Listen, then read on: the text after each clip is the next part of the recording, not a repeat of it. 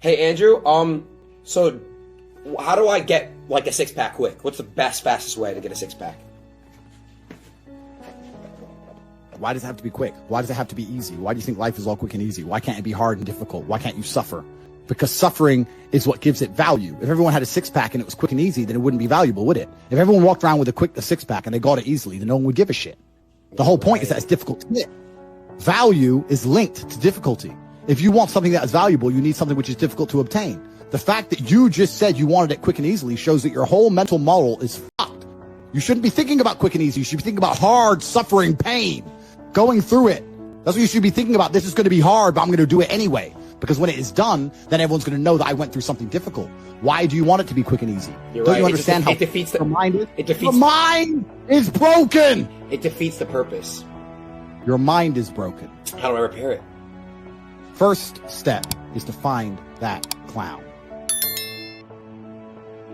Any of those games, but I find it amazing that people will sit there and spend all their time upgrading that character, making as much money as they can, getting the best guns, getting strong, getting some hoes, meeting important people, getting the best car. They'll do all that in a game, but they won't do it in real life. I find that incredible. Like, my life is GTA. I don't need to play a game for GTA. If I want a gun, I'll fucking buy it. If I want a car, I'll fucking buy it. I want bitch gear. It's me. I am GTA. I don't see why people play the games. They play the games because they're scared of loss. Because if you die in the game, you get another chance. If you lose in the game, you get another chance. In life, you get one shot. Damn, that's... But if you get some balls, that's what life is as a game. That's what life is as a man. This is one big video game. You get to upgrade your character. You're not born with any value. All these women that you just put me on with are born with value. They're pretty already. They're gorgeous already. They're good looking enough. Even if they're a 5, someone's going to give a shit they exist because someone wants to fuck them. As a man, if you don't make yourself valuable, you have no value. You have to get up and do it. Just like a video game, you start with 0. You have to decide if you want to complete it. You have to upgrade your character. So I find it amazing that men are going to play video games, about and waste their time instead of upgrading their character. Everyone knows what to do. You know what you have to do. Right. If you had to become the most dangerous, intelligent, respectable man on the planet, you know you're supposed to go to the gym. You know you're supposed to train, learn how to fight. You know all these things. You don't do them. That's your decision. It's your prerogative. I didn't make that choice. I made the choice to do it all. I decided on it. And every single man watching this can do the exact same thing. Which is why I have very little pity. When I do these streams and people think I'm arrogant or I'm rude to people, or even to you earlier, when I was making jokes and I've been joking with the girls, saying the story I'm not, yeah. Of course, and I know we're only joking, right? But the point is, that's a conscious decision you make. I would never make fun of someone who hasn't got a choice. I wouldn't make fun of someone born with one arm. I have a choice then. But if you've made a decision to be less than you should be, then I believe you should be mocked for that decision. I agree. I feel like, yeah, because like you're not living up to your full potential. Like it's your choice to basically not live up to your full potential. Completely. And me as a man, when I put myself through hell, when I have had such exacting, such stringent standards for myself, why would I then have less exacting, stringent standards on the people I meet? Damn. Why would I put myself through hell to be me and then meet someone who didn't put themselves through hell and then treat them like my equal? No, fuck you. I suffered when you didn't. So you're not my equal. Because you decided not to suffer. You have enjoyed comfort when I haven't, and that's fine, but don't expect me to look at you as my equal, because you're not. I'll snap your fucking neck. Andrew, that's the world. Andrew, I have like a lot of friends around me. They're like good friends, don't get me wrong, like they're real friends, but like they're incredibly like lazy, and they have so much potential. Like they can be big, they could be getting rich, all this shit, bro. But like they choose not to. So but it's really hard because I love them. They're my friends, and I came up with these guys, and they're so entertaining. I love them. They're my brothers, but like, I understand, but there's something that's always kind of confused me. When I tell people that you are the sum of the 5 people you spend the most time with, everyone agrees. They go, yeah, that's probably true. The 5 people you spend the most time with, that's what you're going to end up like. They say, yeah, that's true. And then they continue to hang around with people who they don't want to be. Why?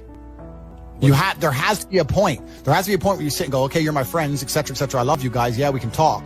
Whatever, but I'm on a different life path. You have to leave some people behind. You wouldn't want to be, if you were to come hang out with me and you were in a room with me and my 5 friends, you'd feel self-conscious. You're right. You don't feel self-conscious with your friends. Because you only surround yourself around people that are on like your level of like. I'm with killers.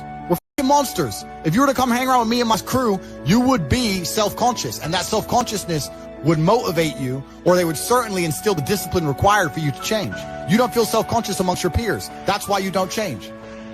If you were to get in a room and you're the only person who ain't a fucking monster, you'd want to become a monster. That's life. That's humanity.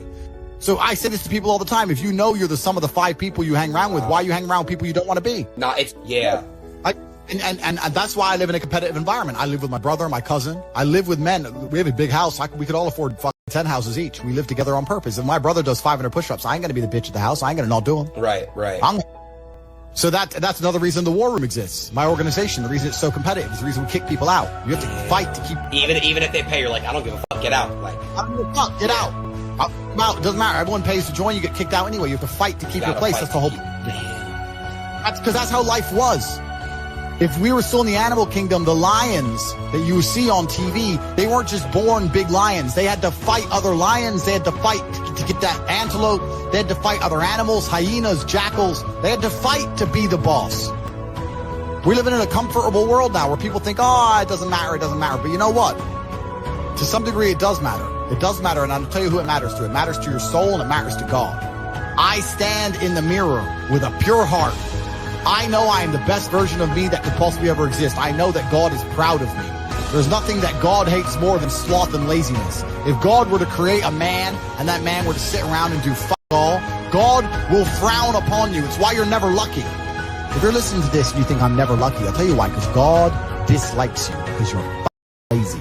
Start to work. Start to show God the beauty of his own creations. You'd be amazed how lucky you'll become. Wow. God is unhappy with these people. And inside their hearts, they're unhappy. We talk about depression, anxiety, all those things you mentioned earlier on this podcast. That comes from self-loathing. You loathe your own weakness. You loathe your own laziness. This is what all of these things are. I don't feel depression. How can I feel depression when I'm the most powerful version of me that I could ever be? How can I feel depression when I could squeeze my own hand hard enough to break my own bones? How can I feel depression when I've smashed and destroyed 68 people's faces in front of me, men who thought they could test me in fair combat? How can I feel depressed? It's impossible. Do you understand? Bro,